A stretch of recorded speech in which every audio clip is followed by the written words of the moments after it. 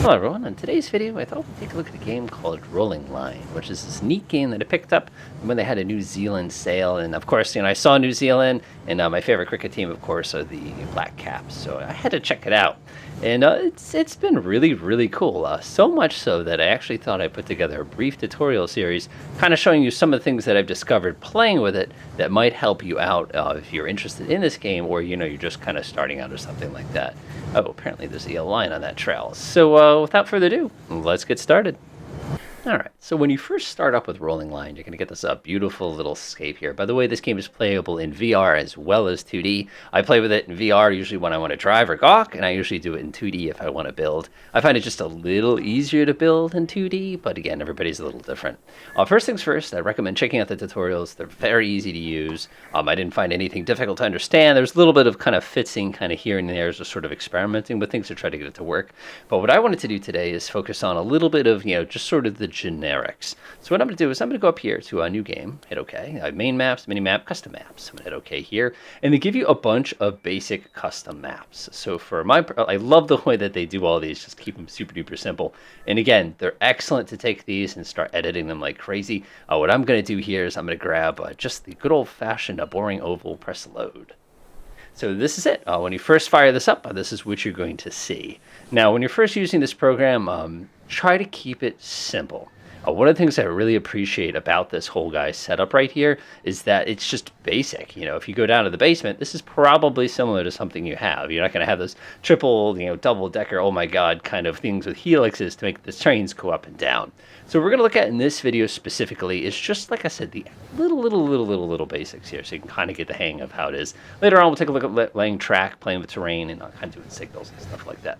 So first things first, what do we want to do if we want to control a train? Well, first things first, you're going to make your way over here, and if you use your WASD, you can move your head. If you want to go up and down, simply go ahead and roll your mouse wheel. The way that this program typically works is right-click is to pick it up, the thing you're looking at, left-click is to put something down or to copy something. So for example, if I come hold my mouse over this train, you'll notice that I've got this options menu that pops up, and it's all context-based. Let's say I want to decouple it. In this case, there's nothing behind it, so I'm just going to hit the E key. And you can see it goes ahead and decouples it just like that. Now let's say I want to go ahead and take this train here, and I want to go ahead and reverse the direction. I can just press the R key, and now the thing will start moving the other direction. Obviously, it's got to come to a complete stop. Now, if I wanted to reconnect all these, there's a bunch of things I could do. The simplest is I could hold my mouse over it and keep tapping the E key. Let's do it. Oh, yeah. Clunk. And there you have it. I now have a whole train here that's been connected just like that. Now, if you want to pick something up, there's a couple different ways you can do it. If I left-click on something, it's going to give you a copy. Now, if I press the R key, it's going to delete the copy. If I right-click on something, I physically pick it up off the table. Now, if you right-click again, it's going to drop it. That doesn't mean putting it on the track. So again, I'm going to right-click. Looking at the track, if I were to go ahead and right-click again, notice it just goes thunk. There's no accuracy or, drama or anything like that. So I'm going to right-click it again. I'm going to come up and hold down left-click. And see how I get that ghost? That ghost represents where it's going to go. Now, the direction of it is context-sensitive to where you're facing. If you need to go ahead and say, whoa, just kidding, you can always press the R key, and now it's gone. Keep in mind when it's gone, you have to go make yourself a new copy of it. So let me grab another one of these. So I'm going to do is hold down and right-click. Whoa. See how you make a copy? How easy that is. Right-click, left-click and hold, release. So now I'm going to go ahead and snap it onto the back. Bunk. Now let's say we wanted to take our train here. We wanted to add a caboose. Let's go find ourselves a caboose. We have these two default drawers that we can use. The drawers are actually completely identical to each other. There's really no difference. You can set them for anything you want. As a matter of fact, and when we take a look at laying track a little later on in a separate video, I actually build my own drawers. It's just so much simpler to do. So I'm going to click right here. If you have any modded, by the way, you're going to click on this guy. Click right here, and now you can see all of the pages of default locomotive. So let's go ahead and poke around a little bit here and see if we can find ourselves a caboose. Let's see here. Give me a caboose. Caboose. Where's my caboose? Oh, you're not going to give me a caboose? That fills me with disappointment. Let's see here. I guess I could use that's like a streamliner kind of a thing like that. I am disappointed. Either I'm completely blind or there's no default cabooses, but that's okay. We can just stick another one on the back. We can make it a double ender. That could be kind of fun. Yeah, we might just do that actually. So now let's say we want to control this train directly. We have a couple different ways that we can do that. One method we could do, of course, is that we could go ahead and click on it. We could rip it off the table. Another thing we can do is we can get the little remote control. So if I float over here real quickly, see how this thing says no loco? I'm just gonna, no loco, not crazy. Right click on it and it puts it in your hand. Now the cool thing with this guy is if you accidentally right click and dump it on the floor, it doesn't matter. It disappears and you get a free copy of it or here to right click like that.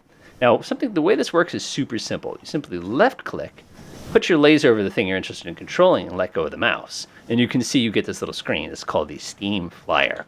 Now, if you press the E key, you're going to increase its forward speed. If you hold the Q key all the way to 0, you can bring the train to a complete stop.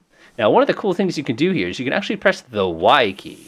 If you press the Y key, you're giving this whole train AI control. Now, the AI in this program is definitely under development, but it works great so far. And you can actually have entire networks of trains that stop at stations and everything without a lot of extra work kind of on your purpose here. So let's go ahead and select that train one more time. I'm going to go ahead and bring it to a complete stop because, like I said, I want to make this a double ender. So now what do we do with this? Well, you can unscientifically drop it on the floor and watch it go poof. Or the better thing to do is to put it on your tool belt. To put anything on your tool belt, you're simply going to press your number on the top of the keyboard respective to that tool. So like if you look down, you can see I've got one of the tools on my left, my edit tool, and I have this guy right here. So if I press the number 2 on the top of my keyboard, pops in the pocket, 2 pops that out again. Now the reason that's so useful is if I grab something like this water here, if I press 3, you can see it pops in my belt, press 3 again, here it is. Now if I want to get it out of my belt, it's really tempting to press right click and dump this on the floor, but I hate to say it, these are going to start accumulating quick. It's just part of the game. So what I actually like to do is I'll grab this, press 3 to kind of put it in and out of your pocket to make it a little bit handier. And again, you can press R with it in your hand. All right, let's make this a double ender here. So what I'm going to do is I'm going to right click on this guy, press R, right click, R. So there I go ahead and rip them off the table here. Let's go ahead and get my handy dandy setup here. Grab this one. I'm going to click and hold, and I'm kind of facing away from me a little bit here, so that's going to go in that direction. Go ahead. I'm going to right click again. I'm going to click away from me like that, and you can see that it's facing the wrong direction. R, problem solved. And obviously we've got this guy here. You can see the way that it's kind of arranged. All we have to do is push it into itself. But remember I said I want to make this a double ender. So I'm going to grab this one here, pop that right there. Grab this one right here, pop in there. It's going to be that just like that. So what we have to do now is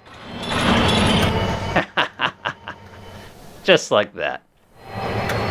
And now we have a very confusing looking train in my opinion, but it's just me. So let's go ahead and press 2, grab our controller, click on it and press the E key, and look at that. The program automatically knows to go ahead and design it so that this is going this direction.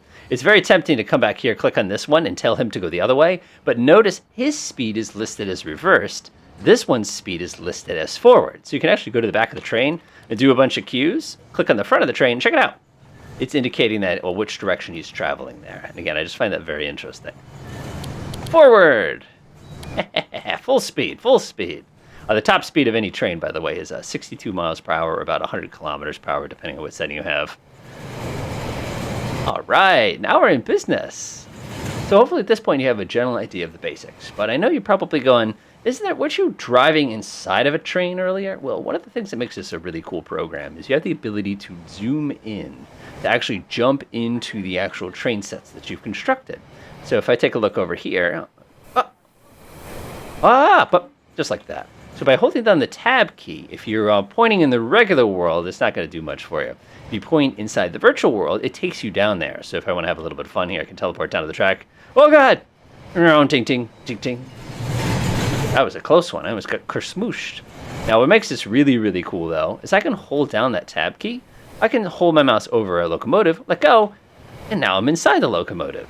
So now the cool thing with this is just like our controls in the regular, we can use our Q and our E to speed up and slow down. We can also have some other options that we can use our left mouse button to go ahead and turn on, including AI drive, auto switch. Auto switch just makes it kind of go back and forth. And of course, everybody's favorite.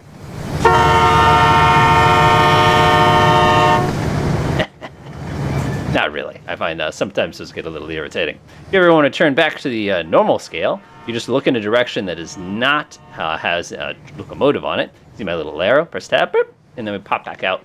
And now notice I can easily float around the world just like this.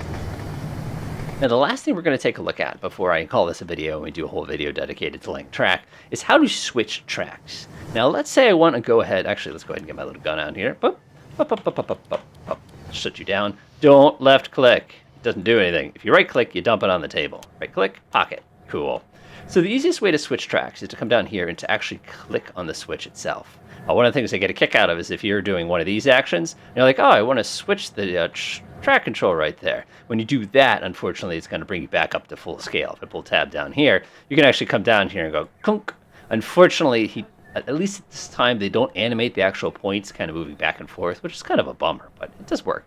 Oh, don't worry, by the way, if your points are set wrong, it doesn't derail you. It's kind of nice. Go ahead and pop in this thing again. We can go ahead and get it moving. Again, I can use my left mouse button to click on this button to get us rolling. And if everything worked correctly, we should be going over onto the right side here. And there it is. Could you imagine ripping through that turn like that? You'd flip this thing so bad. Nice, look at that. And again, the points are against us right now, but it does no damage. So now you're probably going, well, this is pretty cool. What happens if two trains run into each other? Well, I'm glad you asked, because it's not nearly as much fun as it is in the Atmos family. Forward. Put that down. All right. Whoop, didn't mean to make a copy of that. I'm going to get inside. Let's go. Whoop, wrong direction. Uh-oh. Derailed. And you can see they literally just fall off the table. So if you derail a train, all you have to do is right click on it. Then you can hold the left click and pop it back on there. Let's put that in the correct direction here. What direction's forward for? Oh, there it is. Full speed. I think the rest of my train set's on the floor underneath the table. Oh, he missed. Don't worry. I'll get him. Oh, yeah. Oh, yeah. Here we go. Bring it. Okay, this guy gets the award for the most solid thing. Look at him go! He showed everybody who's boss there. All right, you need to settle down. You just killed 600 people. All right, cool. So in the event that you do derail, it's actually really simple. Anything that falls on the floor, you're going to have to come track down. Don't left click on stuff on the floor. Right click. Because that means when you come back up here, you can left click it like that. Flip it around any which... Oh, I just knocked another one. Get back on the table. Ooh, I just made a copy of that one. Right click. No, I was right. Left click and hold. Right click. Left click and hold. Right click. Left click and hold. Right. Whoa. Made a copy. Right click. Left click and hold. Right click. Right click. And I think I made the train about 16 times longer than it was originally because I wasn't paying attention. I got a little carried away there. That kind of thing happens, though. Right here. Whoop, flip you around. You're facing the wrong direction. And I need this to be right here. Whoop. Go ahead and get rid of that. Go ahead and push everybody together here so we have a little bit more room. Right click. Actually, I didn't mean to right click that, man. I meant to left. Oh, I put it on the wrong side. Newbie mistake. It's okay. That one needs to go there. Right click. Left click. Clunk. And my train is back in good shape. Sweet.